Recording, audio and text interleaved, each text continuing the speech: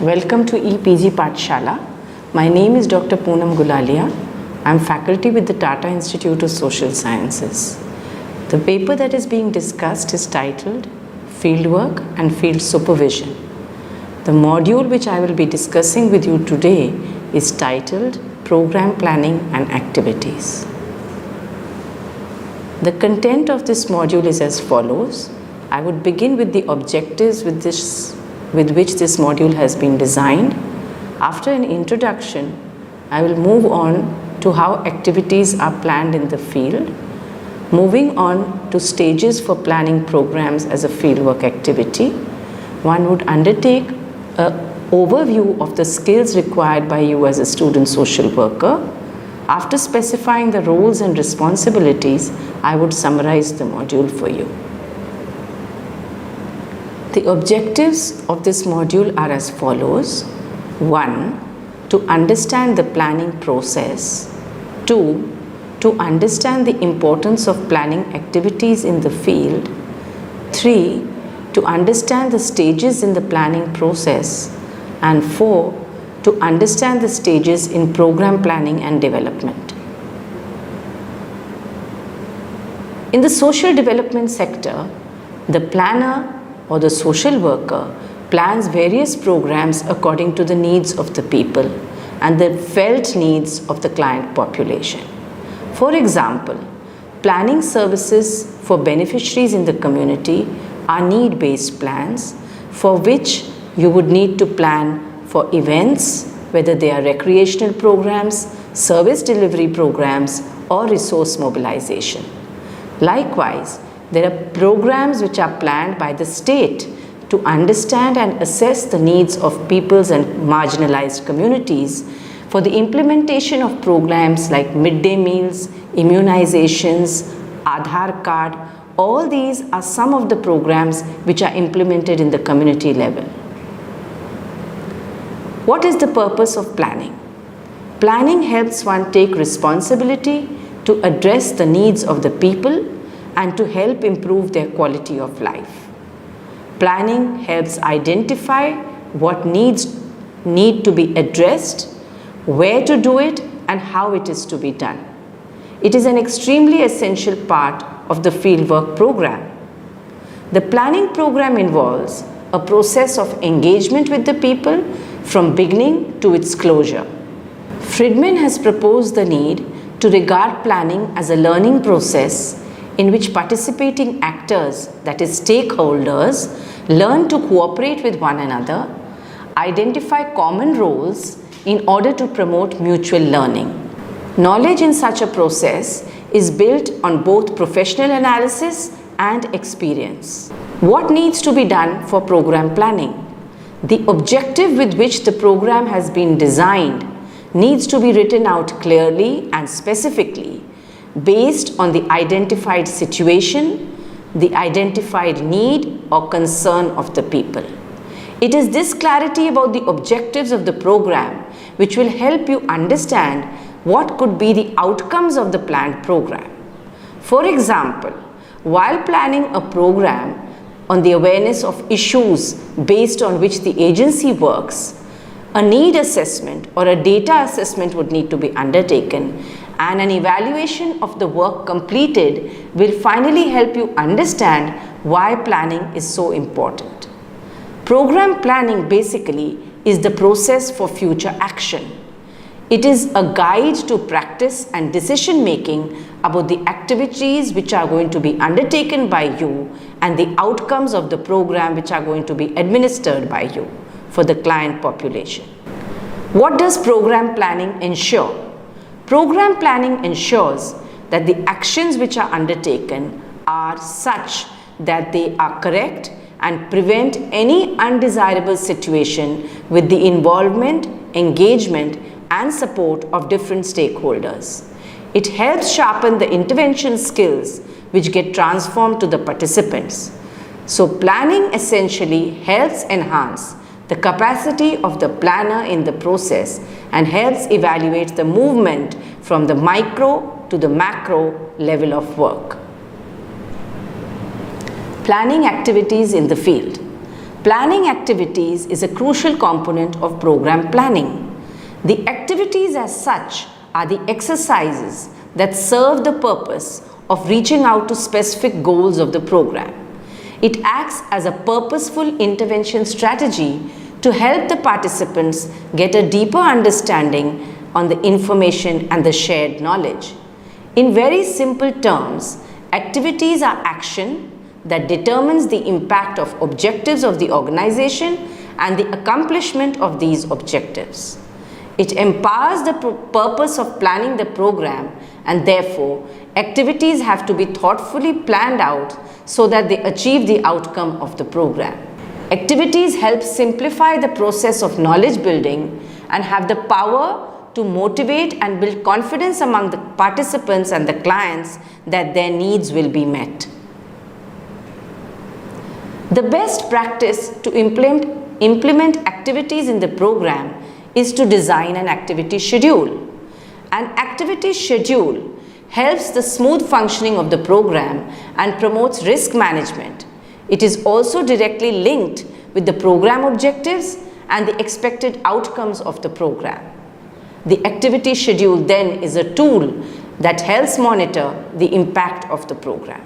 It is a roadmap that communicates what is going to be the activity, what are the objectives of the activity, mapping the activities in sequence, which helps build connection and linkages, assessing the learning inputs and outcomes, identification of resources to conduct the activity, the time duration which would be required to complete the process, and the resources required to complete the said activity. It needs to be understood and reiterated that the goals and the objectives of social work are achieved through the delivery of social service programs. 4 interrelated goals which describe social work activities reflect the profession's purpose to better human conditions and to strengthen the relationship between people and institutions of society. As stated by the National Association of Social Workers, these include 1. To enable adaptive social functioning, including developmental capacity to solve problems and deal with life tasks. 2. To improve the operation of the social service delivery network. 3. To link client systems with needed resources. 4. To promote social justice through the development of social policy. As far back as 1978, Bayer and Federico had established that entry-level social workers must be able to do one or more of the following. 1. Be able to identify and assess situations where the relationship between people and social institutions needs to be initiated, enhanced, restored, protected, or terminated. 2. Develop and implement a plan of action for improving the well-being of people based on problem assessment and the exploration of obtainable goals and available options. 3. Enhance problem solving, coping mechanisms, and developmental capacities of people. 4. Help link people with systems that provide them with resources, services, and opportunities. 5. Intervene effectively on behalf of the most vulnerable and discriminated populations. And 6. Help promote effective functioning. All these aspects would require you to plan programs and activities in the field and promote the effective functioning of the systems that help provide people with services, resources, and opportunities. It also includes active participation with others in creating a new service, a modified service, or an improved service or resource and opportunity.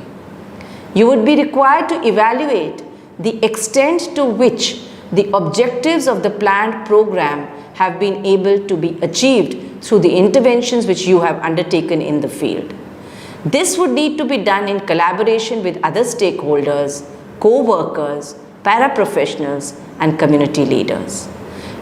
Besides evaluating your own assessment of practice, you would be required to evaluate your own behaviors and skills which you bring to the task of evaluating and undertaking programs. Finally, you will be able to contribute to the implementation of service delivery by adding to the knowledge base of the profession as appropriate, and also by supporting and upholding the standards and ethics of the profession. Having gotten basic idea of what does program planning mean, one would need to reiterate that in the fieldwork placement where you are going on a regular basis, you would need to realize that it is a critical method and phase of social work instruction which helps provide you with an opportunity to integrate the learning which you have had in the classroom with the experiential learning in the field, where you are also going to be supervised by professional social workers of the organization, by the organization, and also by the academic institution which houses you as a student.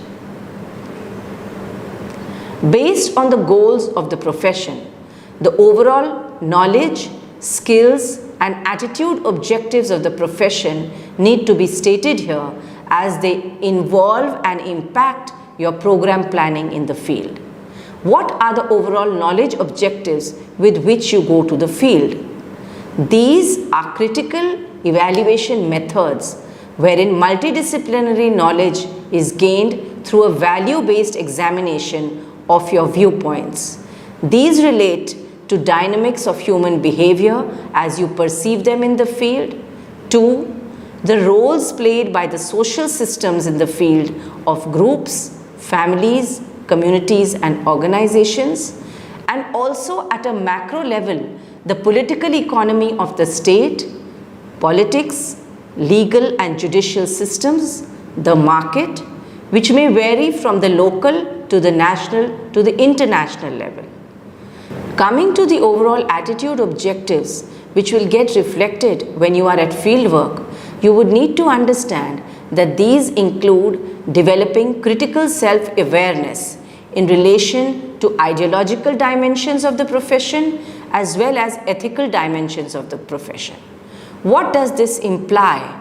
In reality, this implies attributes such as honesty, integrity, creativity, and retention of optimism in the field when undertaking program activities. It also involves values of social equity, belief in people's participation, enabling people to have collaborative processes in place, believing in the right of self-determination, and also believing in social relationships. Finally, it implies a continuous sensitivity to marginalized and vulnerable groups. Coming to the overall skill objectives which need to be kept in mind when undertaking programs in the field, you would need to develop life skills including those for self-awareness, self-esteem, responsibility for self, interpersonal communication, and social interactions and relationships. You would need to garner and enhance your people-centered skills in working with people in the field. It is through a majority of research on student experience which has been conducted in India and abroad that it has been highlighted that all these objectives are extremely essential in planning programs and activities in the field. Research has revealed that case studies and evidence has helped in gaining a wider understanding of critical issues for students in the field. One such study, which was undertaken in a Western context on reflective learning experiences in social work education, was conducted with students on postgraduate program in social work, which has provided insight into the program planning activities and their related experiences from the lives of students. Quoting from the same, I would like to read, "Undergraduation was about taking in information and reeling it back out. Here, there has been much more of a process around learning to be encouraged to look back on previous experience and examine what you did, why you did it, and what you might do differently or indeed the same in the future has allowed me to learn a great deal." Second quote, "My own capacity for critical thinking has developed greatly over the 2 years, and I found many things I took for granted and believed fundamentally challenged.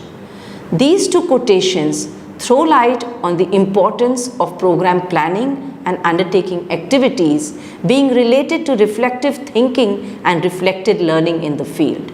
Therefore, the importance of integrating these spaces for your own learning.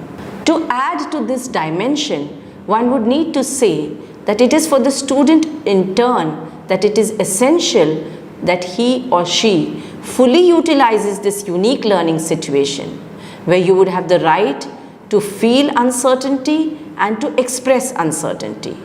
It is also an opportunity for you to investigate, to query, and to constantly reflect on what you are doing. Constant reflection upon experiences gained gives students an opportune chance that the field placement will be an instructive, challenging period. For many students, the field placement in itself and the associated learning can be challenging and may sometimes be a face-to-face with the concrete daily challenges of a wider professional field. It is here that you would need to draw parallels or question how and where theory and practice are aligned and whether your learnings and experiences in the field would suffice for you in the world of work. The ability to describe and relate to practice in the workplace, its goals, functions become very important in your 2 years of fieldwork practice. You would need to train yourself and develop self-knowledge. You would need to have the ability to show empathy and constantly have a professional approach towards clients and client populations, which together contribute to your self-assurance and respectfulness towards future clients and beneficiaries whom you will interact with. We now come to a diagram which depicts what is being discussed. What does it mean by planning? What does it entail? Secondly, how do you assess a situation and consciously choose the future course of action? In doing so, what are the various components? The first component is identifying and accessing the needs or the situation. The second is discussing and analyzing the process for achieving the objectives which are going to be spelled out on the basis of the need assessment. Third is content planning. Fourth is intervention of a sequence of action steps to be undertaken. Fifth, developing mechanisms of the decision-making process. Sixth, mobilizing adequate and necessary funds and resources for the same. And last but not the least, monitoring and evaluating. Going forward, you would realize that it is a cyclical process wherein, beginning with inputs, one undertakes activities leading to outcomes, further outcome, assessing the impact, and then again bringing it back to inputs. This cyclical process in planning is extremely important for you to understand when undertaking activities in the field in consonance with the agency's objectives and mandate of service delivery. The stages for planning programs in the field require: first, identification of the objectives of the program; 2, assessment of the problem or issue; 3, content and designing the program; 4th, allocating budget and resources for the same; 5th, implementing the program; 6th, evaluating the program. Having explained the stages in program planning, one would understand that program planning has basically 3 common themes. 1, key decisions which are going to be made. 2, the phases in the cycle are progressive in nature. And 3, it helps build experience from one program to the next, and what are the learnings which you have had by undertaking a particular program will help you further in building the second program based on the limitations or the strengths of the service delivery. What are the skills required of a social worker when planning programs? First, analyzing and interpreting data and situation. 2. Diagnosing problems and identifying causal factors. 3. Goal setting and identifying possible course of action. 4. Advocating the engagement and decision-making process. And 5. Facilitating the mobilization and the process of mobilization of resources. All these skills are equally important and go hand in hand if you are to undertake a program which is successful and which has adequate outcomes, keeping in mind the objectives with which the program has been undertaken. What then are the roles and responsibilities of a student social worker in undertaking programs? The first, taking responsibilities for the planned program and activities. 2. Engaging and connecting with the stakeholders in the process. 3. Recording the detailed activities, executing them, as well as monitoring each stage of program planning. 4th, you are going to be encouraged by your supervisor to be as innovative and creative as possible in undertaking programs in the field or in a social group work context or in a community context. Lastly, guiding the decision-making process becomes an equally important responsibility for you if you are going to be an effective student social worker. Having given you a few examples from the field, it is necessary to add that sometimes as student social workers, we feel that we are well equipped with the ground realities and we are very familiar with the social context. But when actually administering a program, our own skill sets, our self-awareness, our biases and prejudices and stereotypes sometimes get ingrained in delivering the program.